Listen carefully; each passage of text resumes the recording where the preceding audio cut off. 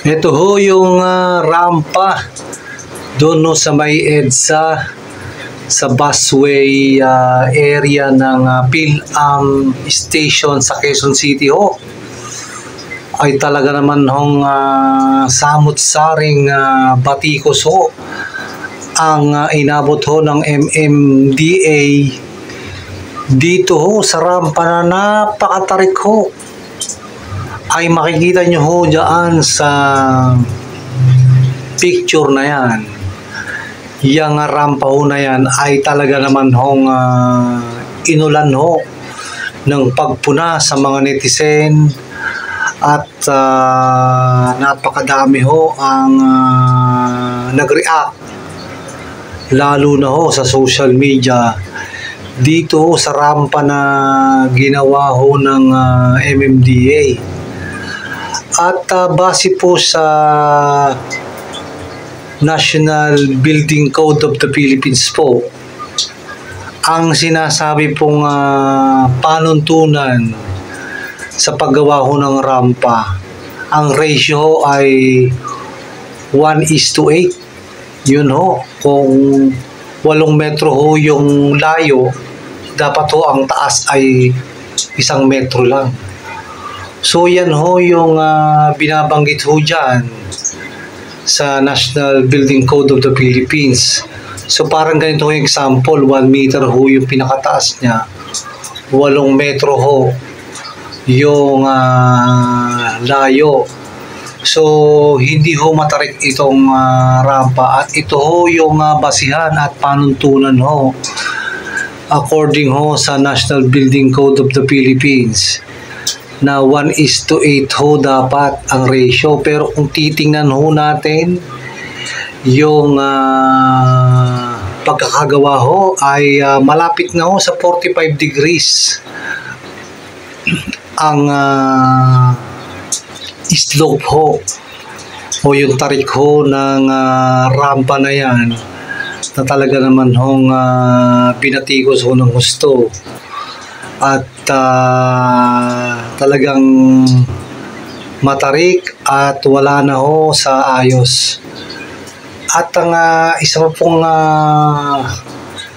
pinag-usapan po dito ay yung surface ho ng pinaka-flooring. Ayan, makikita nyo ho medyo makintab, so medyo hindi ho rough yung surface at napakadelikado ho. Bukod sa matarik na ay ayun ho ay hindi ho magaspang. So ito sinasabi ho sa National Building Code of the Philippines, yung ramp o ramp shall be rammed.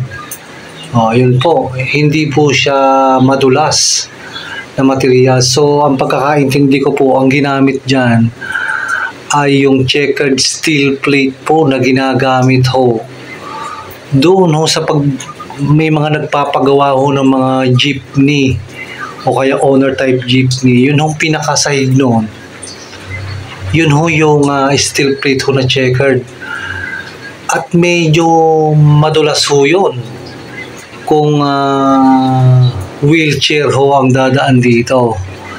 Kaya yun ho, medyo dun ho ay hindi ho maayos yung pagkakagawa dahil ho hindi ho magaspang kung hindi madulas ho at napakadelikado ho sa mga PWD na maari hong dumaan dito. Pero hindi ho tayo nakakatiyak kung yung checkered steel plate ho, pero base ho sa mga larawan ay talagang napakakintab ho, glossy yun hong materialis na ginamit dyan at mukhang hindi akma doon sa wheelchair sakaling may umakyat ho dyan ho sa rampa na yan. Talaga naman hong kung makikita ninyo ho ay talagang matarik ho at saka madulas. So lumalabas ho ay hindi nasunod ho yung mga panuntunan o requirements ho na isinasaad ho sa National Building Code of the Philippines.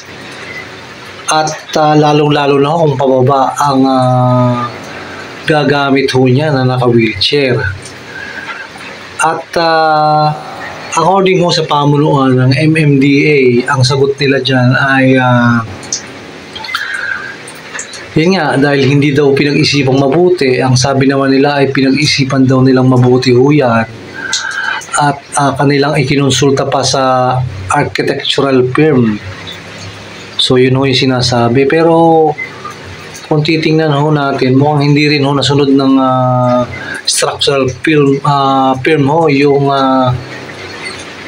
panuntunan. Ito ho, sinubukan ho ni Mr. Nelson na isang wheelchair user ho.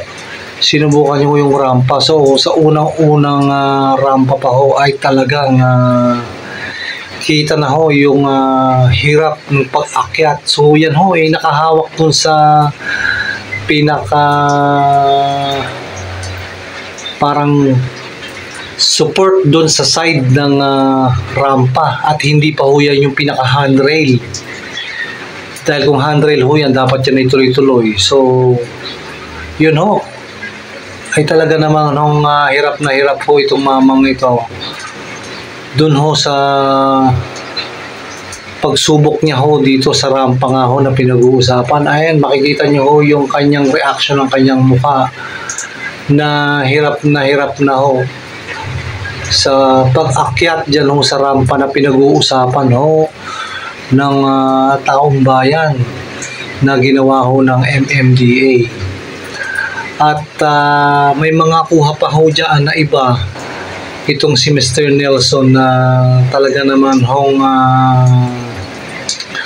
makikita natin na ayan ho, ay talagang hirap. Katulad ho niyan, ay nag-aalangan ho siya na bumaba ho dyan, ay sa dulas ho ng flooring ho yan, ay siguradong dadaos-dos ho yan, pababa ho doon. So wala ho sa standard, at talagang napakadelikado ho sa mga gagamit ho itong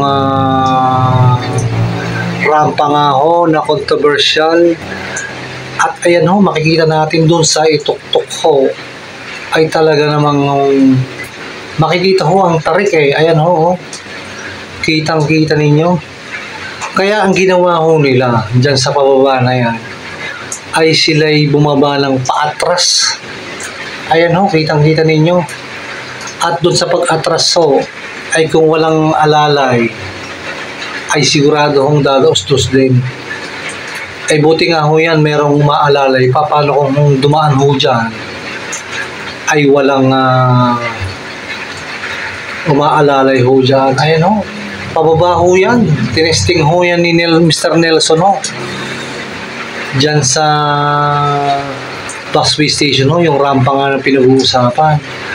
At yan ho ay ayon ho sa pamuno ng MMDA, ayan daw ay kanilang papaimbestigahan. At alam ko sinarado na ho itong ayan ho, kita-kita nyo, sinaraduhan na ho itong rampa na ito. Ang tanong ko naman, bakit hindi ito in-inspection nung bago to in-execute ho? Siyempre bago ginawa yung flooring ay talaga naman ho ngayon sila mag-i-inspection na binatikos na sila ng taong bayan. At ngayon i-repair na naman nila. So panibagong gastos na naman ho ang mangyayari ngayon ho dito sa rampa nga ho na pinag-uusapan. So ayun ho, talagang pinag-uusapan ho itong rampa na ito. Kung hindi nyo pa ho nababalitaan ay talaga ho napakadelikado ho ng mga rampa na katulad ho ng ginawa na ito ng MMDA. Kaya samot-sari ho ang reaksyon o batikos ho ang inabot ho ng MMDA dito sa matarik ho na rampa na kahit sino ho naka-wheelchair hindi ho kakayanin dumaan ho dito. At tapos may argumento pa sila na hindi daw ito nakadesign sa mga naka-wheelchair. PWD, parte din po ang mga naka-wheelchair niyan. So yan po ang ating ibinahagi sa inyo ngayong araw na ito. Yan hong rampa na yan na talaga hong pinag-usapan ng taong bayan sa social media. So hanggang dito na lang po muna ulit tayo. Isang mapagpalang araw sa inyong lahat. And God bless po.